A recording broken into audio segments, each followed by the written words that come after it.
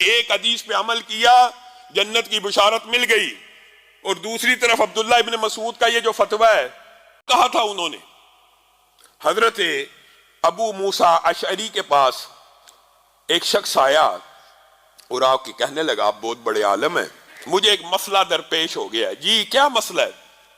مسئلہ یہ ہے کہ ایک میت فوت ہو گئی ہے، ایک میت ہے، دنیا سے ایک شخص چلا گیا ہے، اس کی ایک بہن ہے، اس کی ایک بیٹی ہے،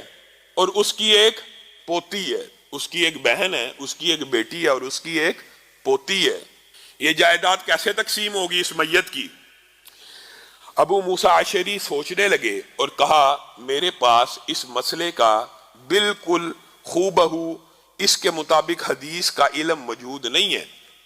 اور میرے پاس اس کا مکمل نالج موجود نہیں ہے، لیکن میرے پاس رسول اللہ کی ایک حدیث ہے، اور ایک حدیث کا مفہوم موجود ہے، وہ یہ ہے جب قریب والا زندہ ہو تو دور والے کو نہیں ملتا۔ اس سے مراد یہ ہے اگر باپ زندہ ہو تو دادے کو تو نہیں ملے گا، اگر بیٹا زندہ ہو تو پوتے کو تو نہیں ملے گا۔ ابو موسیٰ اشعری ایک حدیث سے اجتہاد کر رہے ہیں، قیاس کر رہے ہیں، لیکن قربان جائیں صحابہ کی عظمت کے اوپر بھی انہوں نے کہا میری نظر میں اس جائیداد کے دو حصے ہوں گے، ایک بیٹی کو مل جائے گا اور ایک بہن کو مل جائے گا، پوتی کو محروم کر دیا جائے گا۔ انہوں نے یہ فتویٰ دیا، لیکن ساتھ میں رک گئے اور کہنے لگے میری بات سن، یہ میرے فتوے کو تو نے نہیں ماننا اس وقت تک جب تک تو عبداللہ ابن مسعود کے پاس نہیں جاتا، اس کے پاس وراثت کا بڑا علم ہے، اس سے جب تک فتویٰ نہیں لیتا میری بات کو لاگو نہیں کرنا۔ وہ شخص سیدھا عبداللہ ابن مسعود کے پاس چلا گیا، اور عبداللہ ابن مسعود نے اس سے مسئلہ پوچھا تو اس نے ساری بات کو بیان کیا کہ ایک بہن ہے، ایک بیٹی ہے، ایک پوتی ہے، جائیداد تقسیم کیسے ہوگی؟ تو عبداللہ ابن مسعود نے کہا ہاں، رسول اللہ صلی اللہ علیہ وسلم کے دور میں بھی ایک ایسا کیس آیا تھا، رسول اللہ کی بارگاہ میں پیش ہوا تھا، رسول اللہ نے جائیداد کے 6 حصے کیے تھے، 3 حصے بیٹی کو دیے تھے، 2 حصے بہن کو دیے تھے، اور 1 حصہ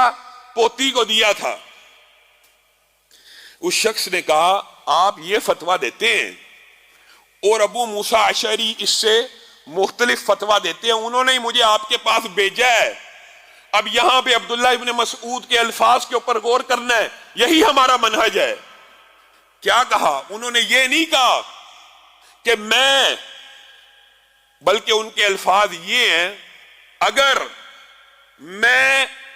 وہ فتویٰ دوں جو ابو موسیٰ اشعری نے دیا ہے اپنے قیاس اور اجتہاد کے ساتھ، اگر میں وہ فتویٰ دوں جو ابو موسیٰ اشعری نے دیا ہے اپنے قیاس اور اجتہاد کے بعد، جبکہ میرے پاس حدیث رسول موجود ہو، تو عبداللہ ابن مسعود کے جہنم میں جانے کے لیے یہی ایک فتویٰ کافی ہوگا۔ انہوں نے یہ نہیں کہا کہ ابو موسیٰ اشعری معاذ اللہ جہنم میں چلا جائے گا، انہوں نے اپنے بارے میں کہا ابو موسیٰ اشعری کو تو قیاس اور اجتہاد اور حدیث کے علم نہ ہونے کی وجہ سے جو انہوں نے فتویٰ دیا وہ ان کی رائے ہے، ان کا قیاس اجتہاد ہے۔ اگر میں وہ فتویٰ دوں جو ابو موسیٰ اشعری دیتا ہے، میرے پاس تو حدیث رسول موجود ہے،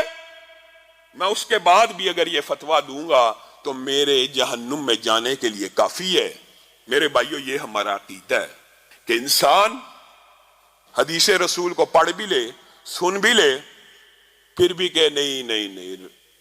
صدیوں سے دادا پردادا یہ کام کرتے آ رہے ہیں، صدیوں سے ہمارے ائمہ نے یہ مسئلہ طے کر دی ہے، صدیوں سے ہمارے فقہا نے یہ بات کر دی ہے، صدیوں سے ہمارے مولویوں نے یہ بات طے کر دی ہے، صدیوں سے علامہ